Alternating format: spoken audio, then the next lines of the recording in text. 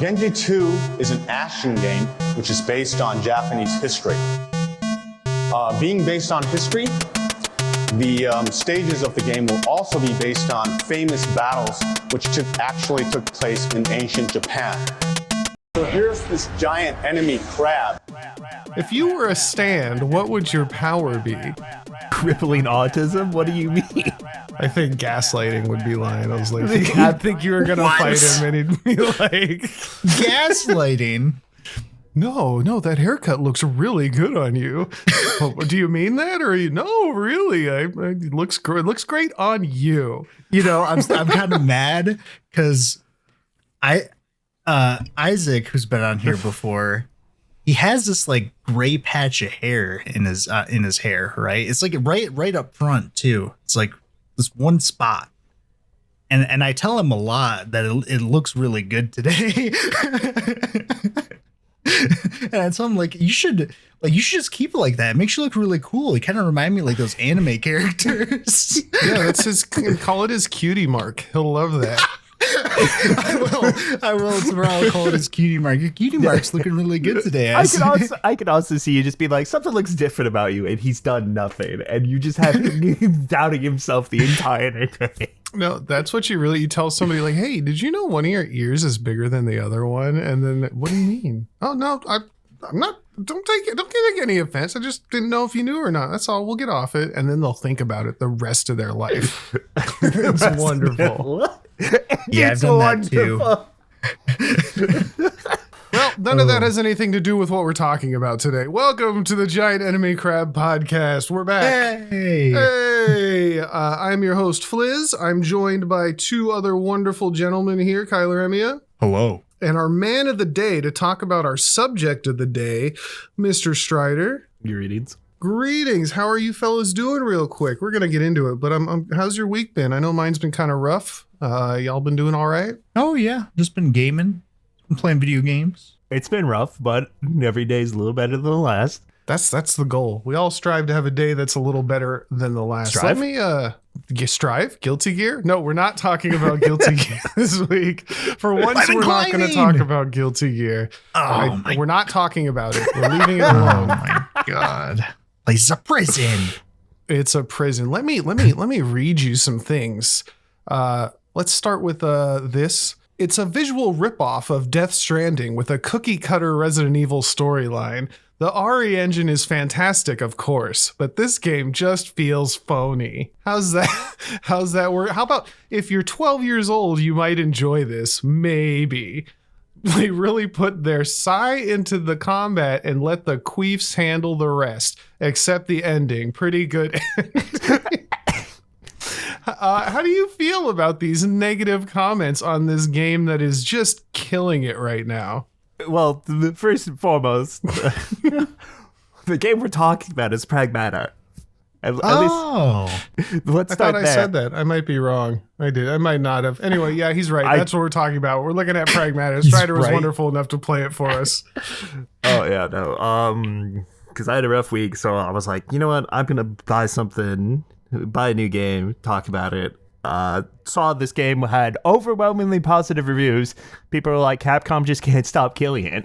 And so I was like, let's see what it's all about. And then I couldn't stop playing it. And I finished it in 2 days. Dang.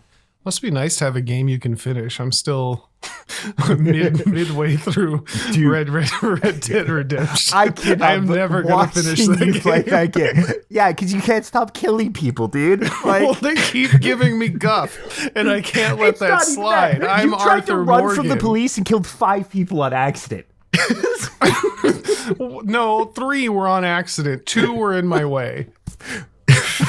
I mean, most of my time is spent trying to get to the post office without getting through the cops so I can pay off my bounty. That's pretty much where 90% of my time goes. You're like, why do I always have a bounty? Meanwhile, you'll walk outside, some dude bumps into you, you unload your entire revolver, swap to your shotgun, and unload again. Like, what else am I going to do with these explosive bullets? I got to use them for something. Or, someone bumps into you, you said dynamite now, and you're like, why are people mad at me? Listen, I didn't light the dynamite. I just set it down as a warning because he was really racist. He deserved it. Nobody best else part liked is that, he though. wasn't racist because he was saying the opposite. Oh no, that guy is definitely racist. I promise you. I've run into him a few times and I've killed him every time. He is racist to start with, but what it was the event was saying that he's changed. He's like, you don't have to be a racist. And you saw that and went, no, I can't have no racism in my town. Wait, does that guy change his mind? Yes, that's what he was saying. He swapped. I don't know about that. I think he was just saying that People don't racism. change. I like think he was just saying that racism wasn't what he was actually saying, even though it really was. He was doing a little dog whistle type thing. Who knows? We'll never know because he ran away until he didn't run anymore. We know. It's a scripted incident. We know. We'll never know because the script ended when I put the dynamite down. Or am I misunderstanding that event? Well, I don't know. I don't even know which event you're talking about. I've never run into that one. Because that's what I thought is he starts racist, and then once after enough encounters with him, he eventually becomes not a racist. That's weird because I kill him every time. How does he remember? How does he learn not to be racist if I kill him? I'm more concerned of how he keeps coming back. Yeah, that's the one that gets nightmare. me. It's the Nightmare. Okay. All right. Anyway, Pragmata. So give me the basis. Okay. There's a little controversy, but we'll get into that after the review. We're not gonna. I'm gonna be it's real. Not even Didn't with know the about game. the controversy until you brought it up. But we'll get That's to what it. I always look for. That's my favorite. Why are people having a problem with this game? Well, it's not the game. It's the people. I promise. Anyway, the game's getting all these golden reviews. Capcom's killing it. Why? What is this game? I saw it, and I'm not big on sci-fi. Or I have my own kids, so I don't like dealing with other children at all. I have heard good father-daughter things going on here as a subplot, but that's really the extent of my knowledge on it. What is this game? So the game is opens with you basically arriving on a station on the moon. It's you and 3 other people. You're here to fix something. You don't quite know what, because game doesn't really explain it right then and there, but you kind of explore this facility on the moon. No one's there. You guys are like, something's a little weird. What's going on here? They're not coming to greet us. Basically, tutorial introduction with your movement and everything until you eventually find out that like your way's blocked. So you spawn a robot, and then the moon starts quaking. And then everything goes to hell really fast. Because it turns out that the AI responsible for managing the entire base on the moon has gone rogue. Ooh, and now you AI. need... Yep. Edis. And now you're basically trying to find your way to fix whatever on the moon or get out. Because you're basically... you can't get back to your ship that you landed on. Because... Yeah. I was going to say that does sound kind of Resident Evil coded. Oh yeah, that one review. It's very much a sci-fi, like slightly more action-oriented sci-fi Resident Evil. Okay, I like that. Like so less horror Dead Space, I guess. Yep, there's even definitely some Resident Evil elements that show up later in the game that made me go, oh yeah, this is definitely a Capcom game. You shoot space and you shoot space 6 times and a big monster pops out and eats you. But you continue exploring the facility, and you basically, like your first combat encounter, you can't really do anything because turns out the gun you're equipped with, which is like basically a recharge, it's the energy pistol from Doom. So it doesn't do anything to the robots, and you basically just have to run. And then eventually is where you run into Diana, a little girl. And you after you black out, and she's the one who patches up your suit. And then from there, you basically have to find a way through the facility to accomplish either A, escaping, or B, fixing the rogue AI. And things evolve from there. But once you have Diana, basically the main gameplay loop starts, which is basically each area is split up into relatively linear big sections, kind of like what it reminds me of is like RE4s, like the village, then like the castle and so forth. Basically sectors with a bunch of collectibles everywhere. But and you'll find new tools as you progress through each one. Your weapons are split up into 4 categories: your primaries, which are things you always have, and then there's an attacking weapon slot, a utility slot, and a defense slot. Because the combat system basically revolves around 2 things. It's both a shooter and a puzzle game, where to start with, every enemy can't really be hurt. You have to use Diana to hack it, to open basically the armor so you can actually deal significant damage to it. And it's I don't even know what type of game, like what it reminds me of, but basically you're trying to connect as many sections as you can. Like there's certain nodes you have to go through because you're basically drawing a line from where you start to the end, but you're trying to get as many nodes as possible. It's a connect the pipes kind of game. Yeah, fix yes, pipes. because the more nodes you go through, the more damage you deal, and the longer the enemy will stay vulnerable for. And then one of the other big things that you can pick up in addition to weapons is different nodes to include on your board, basically. And they'll start mixing up with sections like sections that if you go through them, it's a failure and it restarts the hack. But basically, you have to hack every enemy as you're fighting, because it's both a shooter and this puzzle game are happening simultaneously. And the enemy design makes very good use of it, because different enemies will require both different strategies to fight, and their boards are different. Like a bigger enemy will have a much bigger board that you have to navigate through. And if you ever get hit, the hacking resets, so you have to make sure that nothing's hitting you. So in the larger combat encounters, you have to start keeping track of multiple enemies and what they're doing. But they're they're relatively slow. Like they give you ample time to work around. But basically, there's a lot of things to keep track of. So you're always doing something in combat scenarios, and it's not always just it's not always shooting. It's a lot of positioning and making use of your different tools. That's kind of cool. So you're like multitasking as you're fighting. Would you say the combat is easier or more difficult to really grasp than Crimson Desert? Oh, it's more straightforward. It takes a little bit of getting used to the controls. Okay. Because there's a button to where you swap from basically controlling Hugh, the protagonist, to controlling Diana's hack. You can still do a few things, but it swaps most of the focus over to the actual hacking minigame. Okay. But the hacking minigame is a lot of fun. Like, it creates a very satisfying gameplay loop. You know, people are always complaining on Reddit about hacking and lockpicking mini games. I tend to like those a lot. Like, I get sucked into those. So maybe they is this one like out? Is it kind of standard but better, or is it something new that I would like really find interesting? It's the fact that like the shooting and puzzle elements are like relatively simple and basic, but it's when you're putting both of them together and trying to do them simultaneously is where it gets very interesting and rewarding. Okay. Because things can go very wrong or very right, and it feels really satisfying to get through in a combat encounter with like no damage.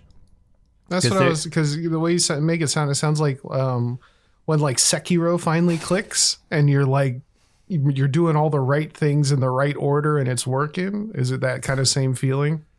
Yes, because it's also paced incredibly well. Like they introduce new enemies, new tools and things at a really good pace. Because the game took me about 12 to 13 hours to beat my first time through with mostly 100%. Like there's a few sections I didn't go back because there's certain sectors that you have to go back for to collect upgrades because you can't get them when you first go through there because you need upgrades from later. But I basically tried to explore and do as much as I could. All right. But with it constantly introduces new things. The other thing is that the enemy design they complement each other. So like there's like not a big selection of enemies, but each one has a very distinct purpose, and putting them together creates very different encounters. That's because I noticed that, well, I don't even know if it's just robot in games where you fight robots, like they tend to get samey really quick. I guess that's true for a lot of games, horror as well. Do you ever feel like the enemy type is like, is it a good mix of different kinds of enemies you fight and combinations of them? Yes, because there's like combat encounters are usually like just a few minutes long and they're kind of spaced out while you're exploring. But each one is like distinctive enough that it doesn't feel like I just did this encounter like 2 rooms ago. It's each enemy like group feels pretty unique, and especially with what they're asking you to do, because there might be more like enemies along the ceilings, like turrets that you have to deal with while trying to dodge people on the floor. Or because another thing that happens later, like after your first section, is you eventually get these training simulations, which are basically like challenge runs with a primary objective and 2 secondary objectives, and they create some of the more interesting combat encounters. Because there's one of them where it just spawns like a ton of the most basic enemy, like it's like 13 of them or something like that.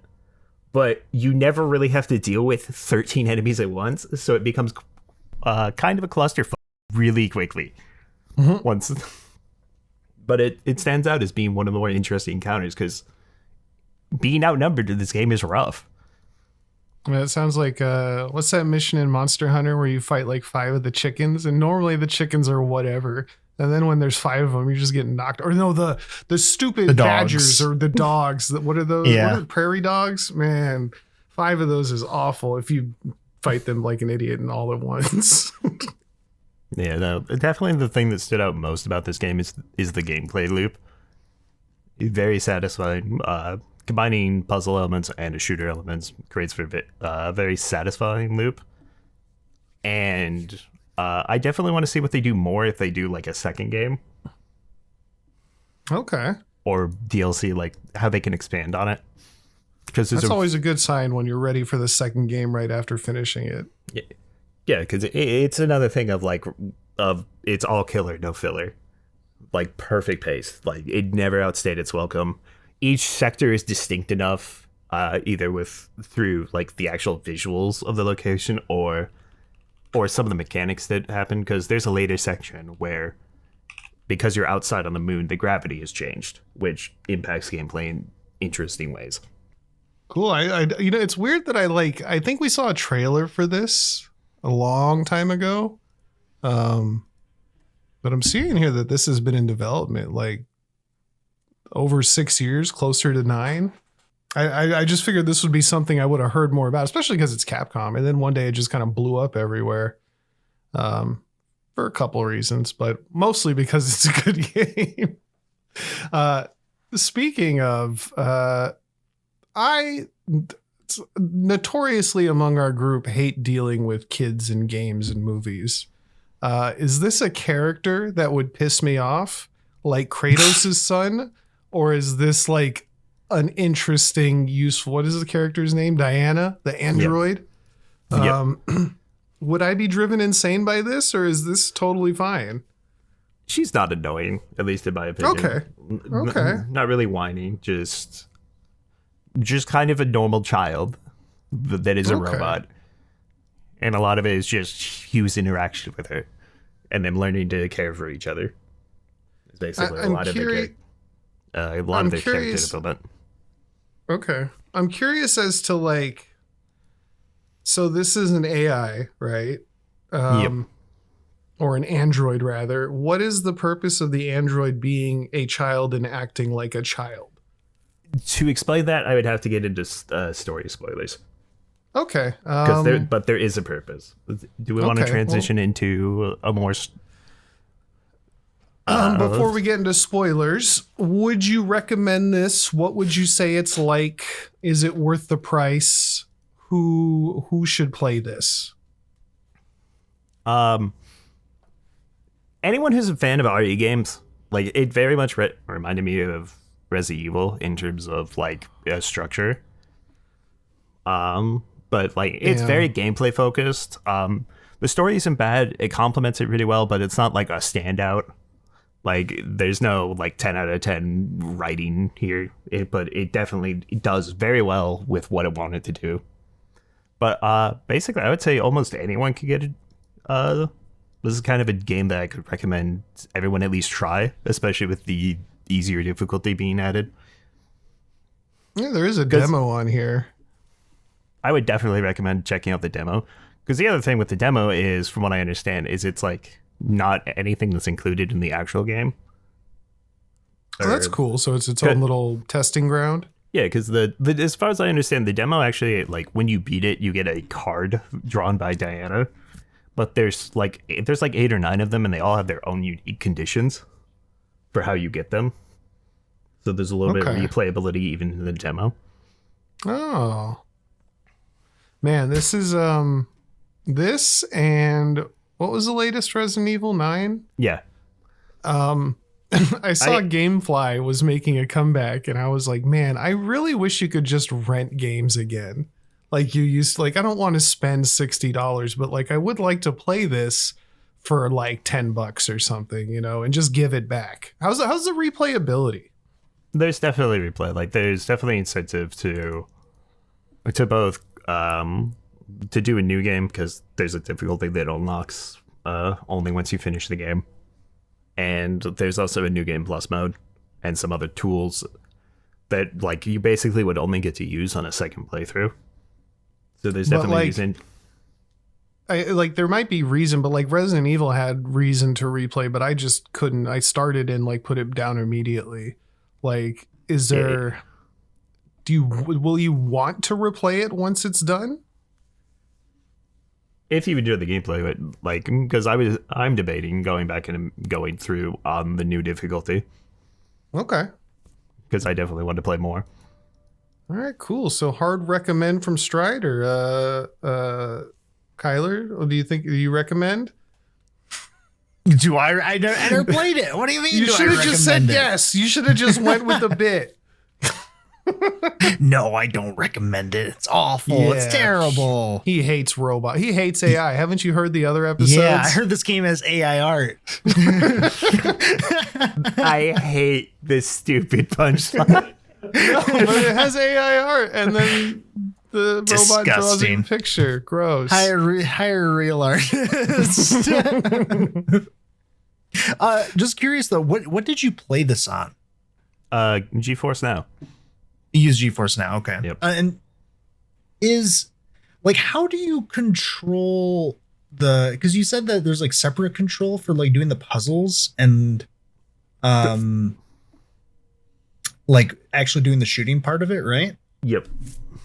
How is this with keyboard and mouse? Do you know?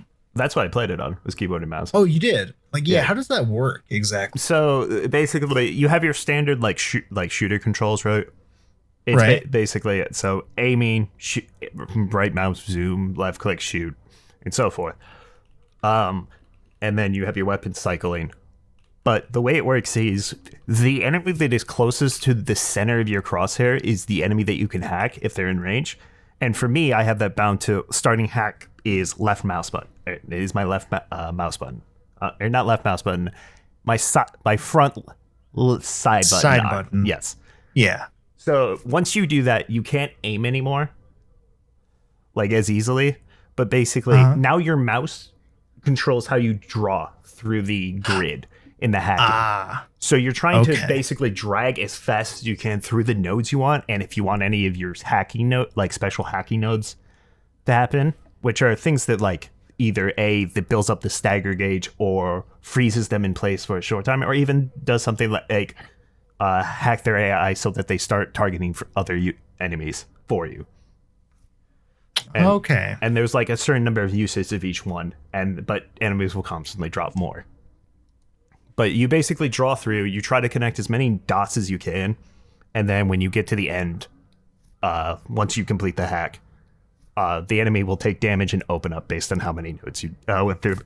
There's also a bunch of equipment that you can do for loadouts. There's like 40 to 50 mods, which are anywhere from things to like extend your hacking range to do more damage when attacking from behind and so forth. Oh, you're giving me Warframe vibes. Oh god, not the mods. But there's also different modes you can use that you can eventually buy, which change what the nodes on the nodes on the hack do. Like, because the way so you can customize it even more. Yeah, because the default nodes that you go through basically just extend how long they're vulnerable for. But you could also do a mode where it just does like significantly more damage, but doesn't extend the timer until you. So once it times out, you have to reopen it instead of just being able to keep chaining it. Or you can go for a mixture, or you can go for one that just builds up the stagger gauge instead. So there's a bunch of different ways to like customize what your hack actually does as well. Can you do this during combat, or is it only before? You have to run with whatever loadout you choose. So basically, the way the game works is throughout each sector, there's hatches you'll find that send you back to the shelter, which is your hub. Mm-hmm. And the shelter is where you choose everything and can change your loadout. Gotcha. Okay, so you do it beforehand. You do it beforehand. But as you go through an area, there's a lot of like weapon pickups. Like the weapons are designed to be used like you only get like 4 to 6 uses of them before you have to find another one. But the enemies constantly drop it. There's only like you only get 2 to 3 uses of the hacking nodes, but enemies constantly drop it. So it basically keeps giving you tools to use, and especially like when you'll run into an encounter, is a lot of times there's pre-placed weapons around to pick up and use for that encounter. Like they're designed with certain weapons in mind, and the game will give it to you. Oh, that's interesting. But you can also bring whatever you want. And the tools are also really cool too, because there's the basic weapons like a shotgun and like sniper rifle type thing, but there's also the hacking utilities, which is stuff like there's one that it's a sticky bomb launcher, and each one you attach to an enemy shrinks a hacking matrix, so it gets smaller and smaller and easier to do. And then when you hack it, everyone that you attach detonates. Oh, okay. Or there's the most broken weapon in the entire game, the hacking mines, where you can hack the mine itself, and it will pulse every so often once it's hacked. But the thing is, when it pulses, it uses whatever hacking nodes you used for it. So you can have it continually reapply stuff like freezing or forcing an enemy to take more damage. I see. The hacking mines are by far the strongest weapon. I wonder if they knew that or if that was an accident. I'm going to say no. Yeah, no, there's no way they didn't. Like, I don't know. Go ahead. I would say no. These mines are definitely not supposed to be this strong. And I'll get more into them in spoilers. Okay. Was there any other gameplay questions you wanted to ask before we moved on to spoiler discussion? No, we're going to spoilers. Yeah, spill it all. Tell me, how does Diana die? I want to know. Hold on, I do have a question. So before you get into it, I was curious. One of the negative reviews was in regards to the writing, and it was saying that your character Hugh tends to just like the things he's like. First, you're friends with like a lot of people, and then you just forget about him for the rest of the game. And then the other part was that like he goes from 0 to dad in 90 seconds flat. Like, is there any truth to that? I mean, he gets attached to Diana like relatively fast. Also, like there's a line in the very beginning of the game when you're first arriving where one of your crew members is talking about seeing his kids again, and he asks you if he ever wants kids, and he's like, "I'm not," and he basically says no. Like, too bad. Like, I'm not like I'm not the type of person for kids, but like he definitely grows attached to Diana over the course of it. But no, like when he first lands at the station, he just wants to get the fuck out of there. Like for the entire like first sector and a half, he wants nothing to do. Like his crew has been killed other than him, like pretty fast. And he does bring them up like quite a few times throughout the game. Like there's a lot of dialogue that just happens as you're walking around, especially if you go back. You'll find like new dialogue that just didn't play the first time. But there's a lot of dialogue between the two. I wouldn't say he gets attached too fast, but it's more along the lines of he needed to get attached in the space of like the first third of first quarter, first third of a 12-hour game's runtime. Okay. Oh, it's only 12 hours? Yeah. Huh. It's basically the same length as RE9 was. Like almost. That's what I was saying. I wish you could rent games still. It was $60 for 12 hours, regardless of the quality, is still a tough sell to me personally. Well, I was just surprised just because like a lot of the reviews on Steam, like a lot of the hours are like in the 20 to 30s I range. saw that as well. Yeah, so 12 hours surprised me.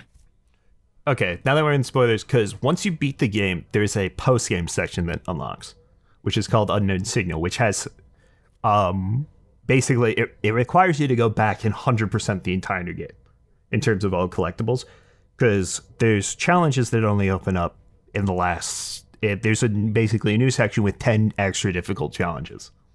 And to unlock those challenges, you need to 100% an area or beat an enhanced version of the main bosses. And then once you do all of those, you'll get basically your final reward that allows you to get the true ending, quote unquote, of the game, which is basically just an extended ending. And it's not really worth like doing it for the extended ending itself, because it's only like, it's literally a black screen and like 2 lines of dialogue, but they're very important. But that extra gameplay, like adds another 2 or 3 hours. It took me about 3 hours to get through the post game section. Oh, and that's then not bad. And then there's new weapons and stuff that you get from finishing that basically are only usable, like really usable on a New Game Plus run, which carries over a bunch of your stuff. Or you can go for the lunatic difficulty, which gets added once you beat the game the first time, which is basically your harder difficulty replay. And there's an achievement tied to it, so there is like 2 full runs that are needed for all achievements, which is probably where I'm thinking most of these like 20 to 30 hour comes to. Because the 100% the game, it's like 30 hours because you need to go through 2 playthroughs. And also the training challenges, which are basically just like your small bonus things. Like that last one, I still have 3-starred. Because you have to do it without taking damage and beat it in a certain amount of time, and it's probably the hardest part of the game to do is doing those two requirements. So I still need to do that at some point. But on to So how was the story? The story is fun. Like it's pretty good in terms of like it's exactly what I expected going in, but it does it well. Like it doesn't stumble. Although, like, you basically can see what's coming from, like, a mile away. But, Oh. so, like, there's no real twist that you don't see coming. But, you were asking why the robot looks like a child, right? Is one thing. It's because, so, the Pragmata were originally designed to, based on one of the basically top researcher at the facility's daughter, because she had a disease that he needed to treat. So the Pragmata were designed so that he could treat this disease to figure out how. Because on the moon they found a material that basically just replicates like matter and takes like all of its properties. Okay. And it's what Pragmata and the like robots are designed with. It's lunafilament. Gotcha. And through lunafilament, he realizes that this is the way he could test to try to save his daughter. And it's why there's a second Pragmata you'll find, 8, who are basically just designed around they're basically based on his daughter so that he can do clinical trials. That's interesting. But no, but to get onto the why I thought the hacking mines were broken is you can actually just unlock the final bosses.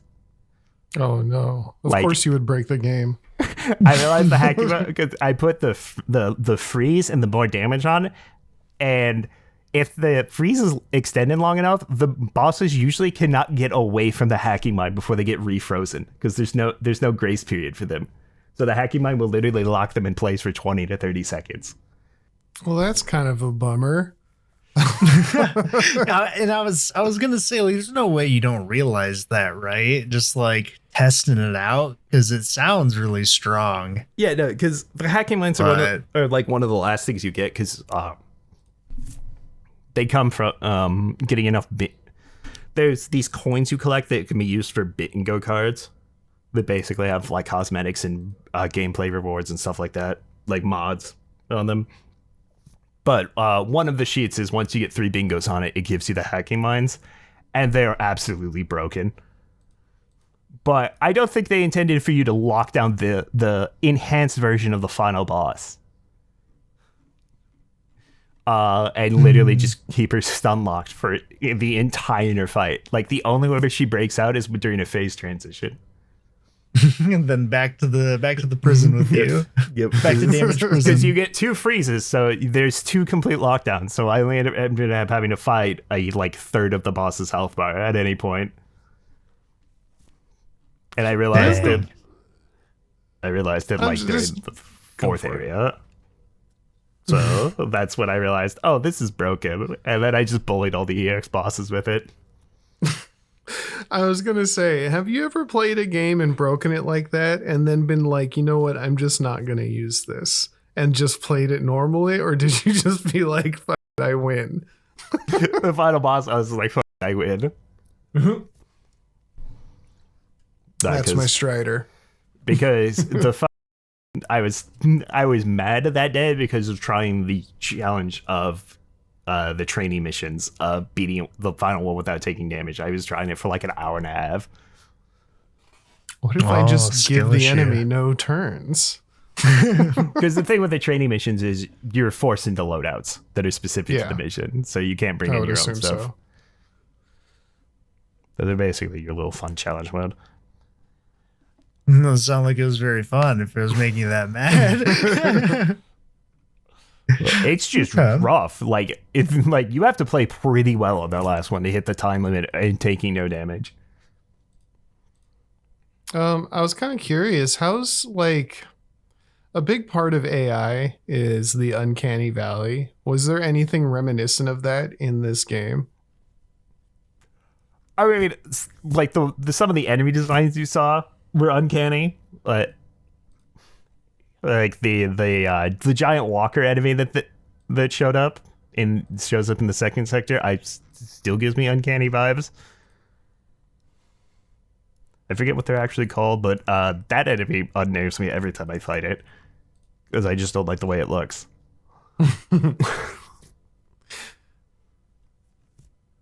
But I mean, Diana and 8, the other Pragmata, don't really trigger that at all. I imagine they basically act like just like a normal person because that's what they're based on. The only right? thing is, I mean, the only thing is they eat RAM basically because there's these upgrades, right? When she gets an upgrade, she just bites it, and it's like a little storage device.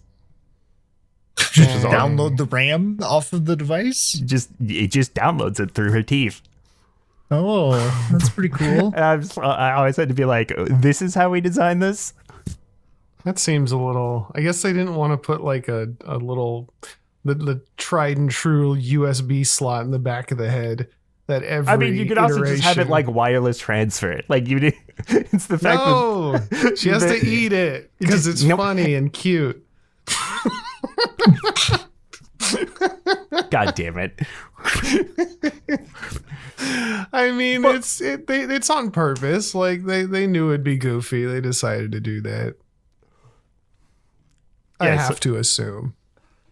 And so one other thing I want to mention here in this spoiler thing is that towards the end of it, you basically get introduced to your RE element, which is so Luna Filament can also manipulate in certain conditions basically behaves in a way where it poisons and kills organic matter, and it becomes something known as dead filament.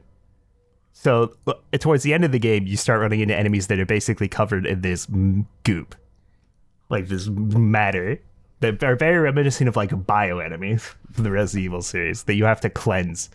Because if you try to hack them, there's sections through the hacking node that will basically just stun you for a short time trying to pass through them. But at the very end of the game, it just goes completely anime.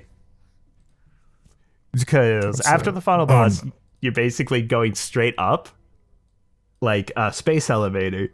But all of the dead filament at this point has gelled together and formed a giant, like, robot of sorts.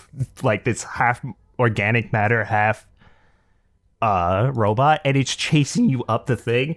And there's a giant there's a mech suit equivalent inside the thing. So there's a section where it's chasing you up the tower and you're aiming down at it with a mech suit, and it makes use of both the normal shooter elements and the hacking minigame. It's basically a giant set piece, but it just goes completely out of control at the end. It just becomes this anime section.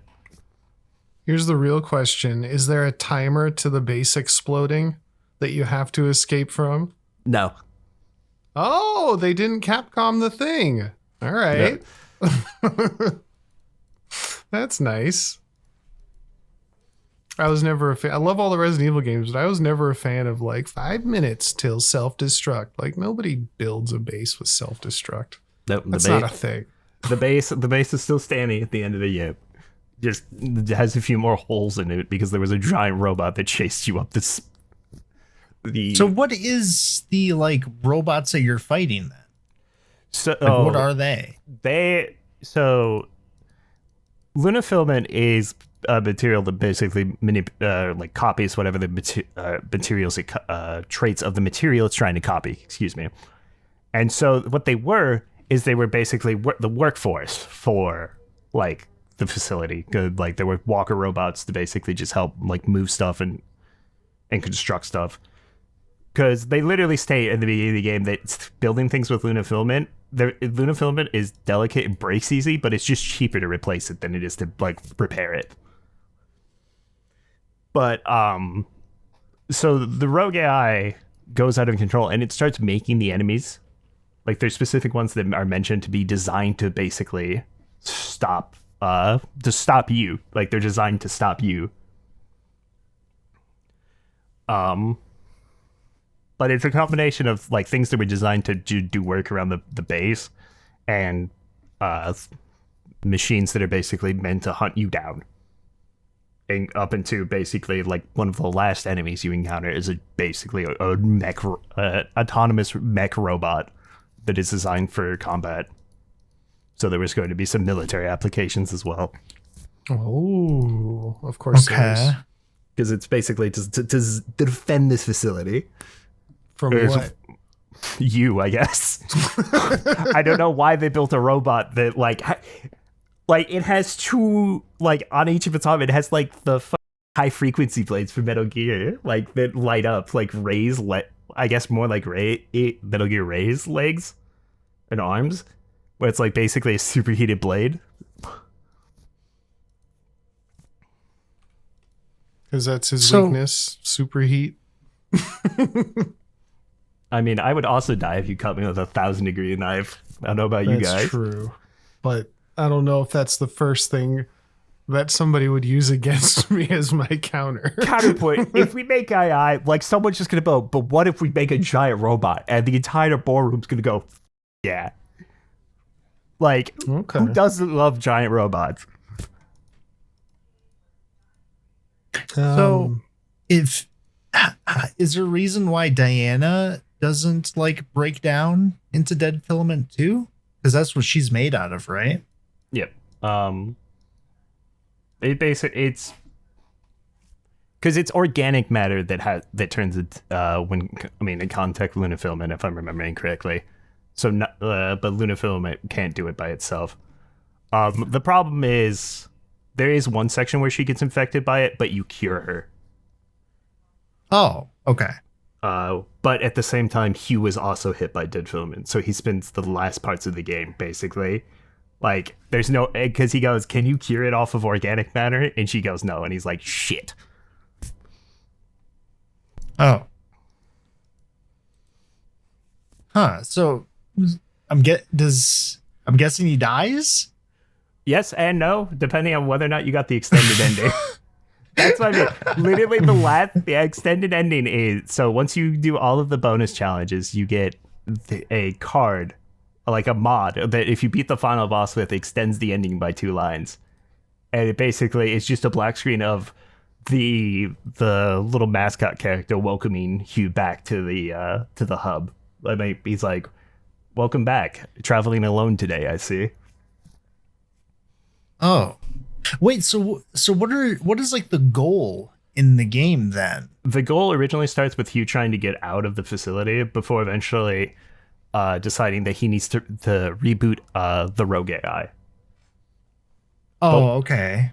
But once you do, the other Pragmata that you found has actually given you a reboot code that allows her to control it. And she basically tries to gather all of the dead filament around the base to launch to Earth.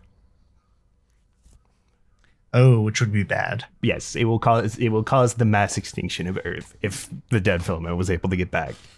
So you basically have 3 goals throughout the game. One is getting out. Then it's rebooting Itis, the rogue AI controlling the base, and then 3, it's stopping the other Pragmata 8 from causing a mass extinction event on Earth. Speaking of itis, I've had the like trailer running the whole time, Yeah. but there's no sound, and I keep seeing itis as IUDs. So it makes me think they keep trying to stop contraceptives altogether. We need to stop the IUDs. Pragmata, Res Evil 9. I'm trying to really convince you to be a parent. But Stop the IUDs. Oh, we found the secret message. It's because the birth rates are so low. The world will end if we don't stop the IUDs. Capcom's trying to tell you guys to we've figured it out. We're geniuses. There's been oh, sorry, go ahead. There's so much fan art of Hugh and Diana and Emily and Ace. Emily, from Res Evil 9. Yep. Resident Evil. I think the one that I saw that I liked the best was they swapped Diana out for y'all ever see that Wayne's Brothers movie, Little Man? Which is about the like dwarf criminal, and he's like pretending to be a baby, and it looks really weird. Well, they swapped her out for a Wayne's brother. It looks kind of goofy. Okay, so how? If you're ready to talk, you don't have to. The ending. What is and what are your thoughts on it? Because I've seen like both things looking at reviews about the game. I don't know what it is. I mean, but some people are saying that it sucks and it's terrible. Other people say that it's like beautiful and great. So because the normal ending is Hugh sacrificing himself for Diana, which is what I was talking about when I said you can see it coming from a mile away. Like, gotcha. Because when after like mission 4, I think it is, once you reboot Itis, it is Hugh gets struck by dead filament, and Diana gets like damaged that you have to go to repair her. But as soon as he got struck by that, I'm like, he's dead. He's going to do everything he can to get her home safe, because throughout the game, he basically, upon talking to her, Diana comes to the conclusion that what she really wants to do is go see the ocean. And then, so Hugh sacrifices himself to launch her back, because they find a cargo ship that allows her to get back to Earth after the final boss section. So, but like he sacrificed himself. That ending is fine. I really like that. I saw that Capcom.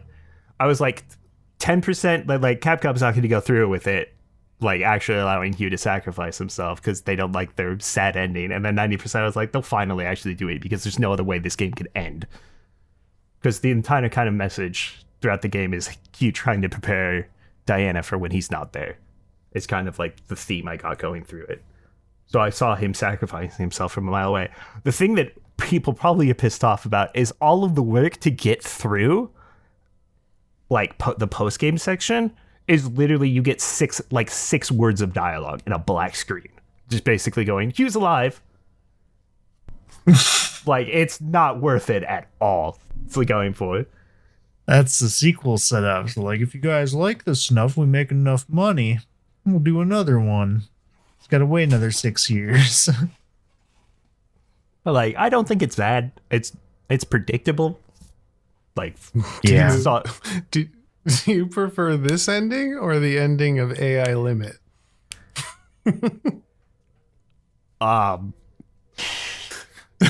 This Are one? they two completely separate categories for different reasons? I mean, the ending I got in AI Limit is just this super advanced race that was trying to better humanity or whatever, just off to space. Like, Going back to my home planet. Said not even Diana. that. It's just, I'm going to go travel to Mars. I see you, wee. Like, no, the ending I saw coming from a mile away, but it's also, I felt the best way to end this game, like, with what it was going for. Like, I don't think it's bad. The extra work you have to do to get this, like, literally 5 seconds extra long ending is not great. You know, because in the normal ending, what you see is the Diana has made it to Earth and has landed on a beach. And it just kind of ends there. Like, she's made it to Earth. She's in the ocean like she wanted to. Hugh did what he could. And now now basically credits roll. So her exact Turns out fate she's not waterproof. Shorts out on the beach.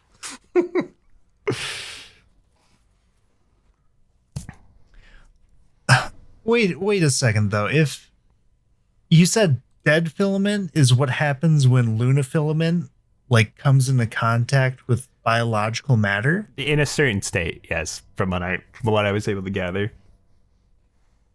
Oh, like the lunafilament has to be in a certain state. Yeah, like, because it basically, from what I can tell, can only be used once. Like, it's what they're mining on the moon. Like, it's what the whole base was set up for. It, like, one of the sectors you go through is the mining area where they mine it. But like, once it's transformed, I don't think it can retransform. So it basically copies the properties once. Okay, because I was gonna say, but if you send Diana to Earth, there's a lot of biological matter down there. Yeah. Okay. All right, cool. Well, you got anything else you have anything about the story on? Or are you good?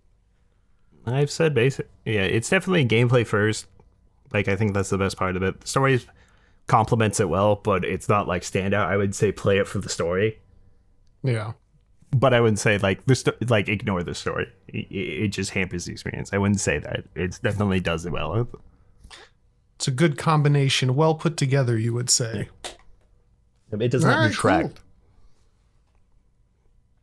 Yeah, I don't, because like with Resident Evil 9, like it's a definitely gameplay first situation for me personally, because like by the end I don't give a shit about what's happening. There's villains that don't need to be there and villains doing weird things and character, I don't know. I was not like, yeah, the story for Resident Evil 9 is killer. Still a great game though, and I think the story goes with it well, I guess. For the most part. There was a part throughout the entire thing where I'm like, okay, like, are they gonna do like, am I gonna randomly find Umbrella's logo somewhere in here in the distant future? I was like, there was a small part of me that was like, is that where they're gonna go with this? Like, I was a little bit of me was expecting it, but I'm like, there's no way. It's got to be a new IP that stands on its own. And then I went, wait, they just made Ashiro's Wrath the prequel to Street Fighter. I forgot about that part, and I was like, it could happen. Oh, yeah, you show up in like Wesker's in the base.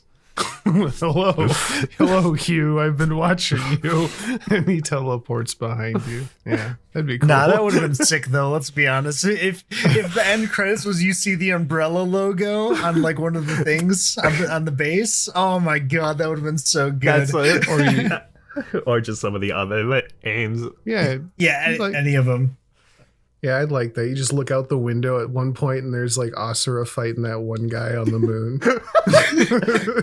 You know, there is a story. Shut up! There is a story element of these moonquakes are happening, and it's I missed why they're happening, unless it was just because of they happen as they mine for filament. But I would I love choose it that. if I it was choose just that on that the other fight is side of the happening. moon. There's multiple fist fights happening in rapid succession.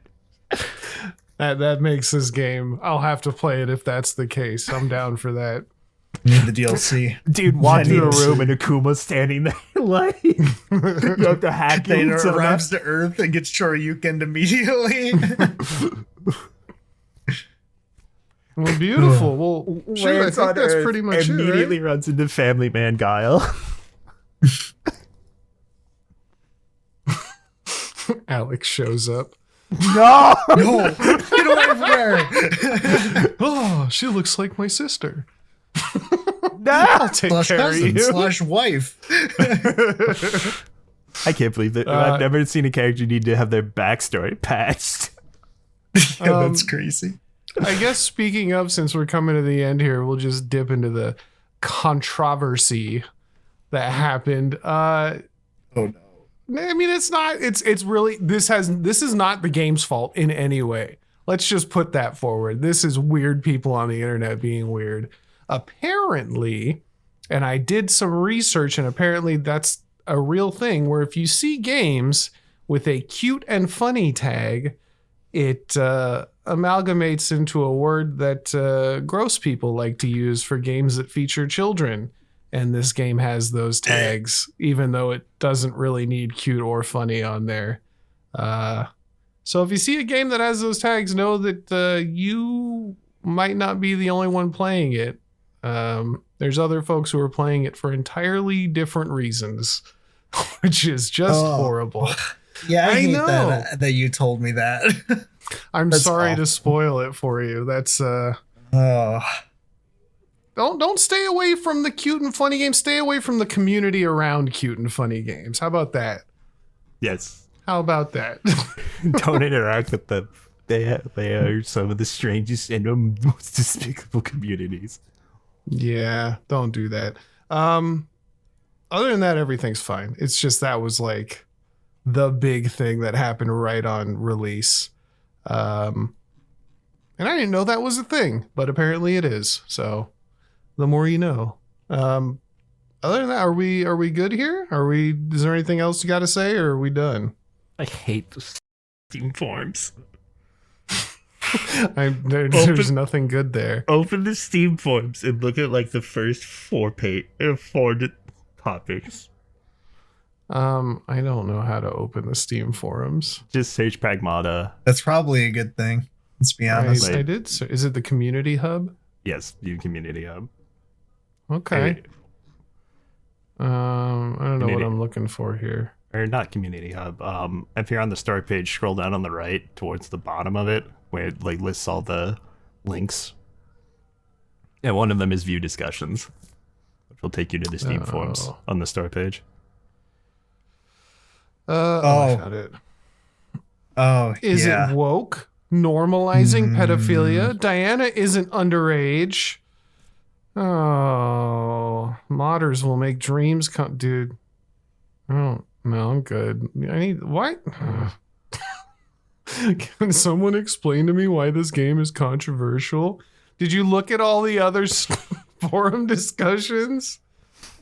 I would hate to create something and then the internet just does that with it. Gross. I am a severe woke phobic. Neat. Anyway, whatever. Leave it alone. We good? We ending on a high note here? Did you check the answer that the dude pinned for the Is It Woke? I would say this is literally the opposite of woke. White characters, male main character with a fatherly bond. It's less woke than games that aren't woke, and that's impressive. Cool. That's People impressive. are so dumb. Fucking I hate the Steam forums. That's Twitter too. Yep. Gotta But I watch hate- out the chuds. You hate? They hate the Steam forums. Yeah. I've never had any reason to go, and I'm not finding one either. Okay, are we good? Yep. Wonderful. Well, thank y'all so much for listening. We really appreciate it. Sorry this episode's a little late. Kind of took a little break, but we're back now. Maybe not so much weekly releases, but releases when we have stuff we really want to talk about. That might be what's happening going forward. It's just I'm a little burnt out. That's all. It's just putting these together takes a lot longer than you'd expect. Make a lot of these. Yeah, it takes a lot of time and energy and effort to edit and mix and put together. It doesn't even look like much, but honestly, it's like another 8 hours tacked onto an already full-time job. So just be aware that it may not be an every week thing happening moving forward, but we're still going to be here, still talking about video games as always. And hopefully there won't be too many more of this kind of conversation that we had at the end here. Yeah, we'll go back to Guilty Gear. Don't worry. Yeah, don't worry. We're going to talk about Guilty Gear again. We know that's the favorite. Wait, where are you going? Come back.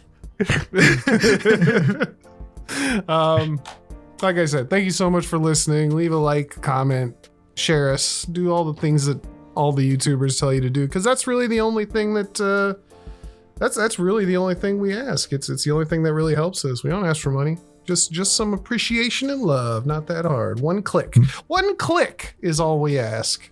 Man, but if you have money, like if it's just there, I don't even know where you'd send it. You know what? Oh, yeah. Email us and I'll tell you where to send it. Yeah. Yeah, we're going to be rich. If you have any questions or comments, feel free to leave them on the video or email us at giantenemycrabpod@gmail.com. Hit us up on Twitter or Blue Sky or TikTok or YouTube or any of the other podcasting platforms. We're probably there. So other than that, go play Pragmata or wait till it's cheaper, which is probably what I might expensive. do. Kind of expensive. It's so hard to spend to like look at a new game. I don't know. I the money and time required to like keep up with gaming. There's just so much. Yeah. Oh well, we'll do our best. We'll keep moving forward. Anyway, thank you very much to Strider for giving us the lowdown on that. I appreciate it. Might have to check this out when it goes on sale. Until then, you guys ready for Evangelion Final Fantasy? Yes. I cannot wait to see what stupid shit I'm gonna have to fight in that raid. Oh, I have to play through like 20 hours of content first. Don't worry. Can't wait to about get it. hit by the third impact. It's gonna be great. I'm sorry. Is that the All right. done? We'll catch you next week, maybe. Goodbye. Goodbye. Later.